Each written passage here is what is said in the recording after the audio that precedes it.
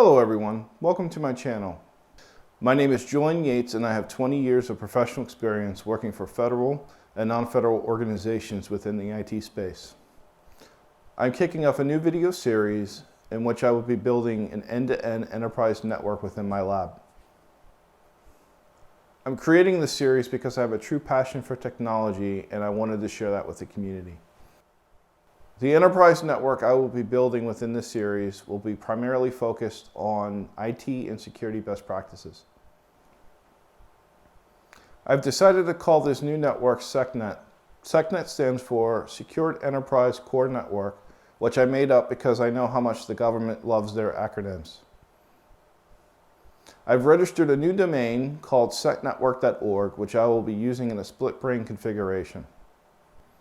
Initially, SECNET will consist of a Palo Alto's network PA220 firewall appliance, a Cisco Catalyst 2960 48-port switch, and a Dell T710 server.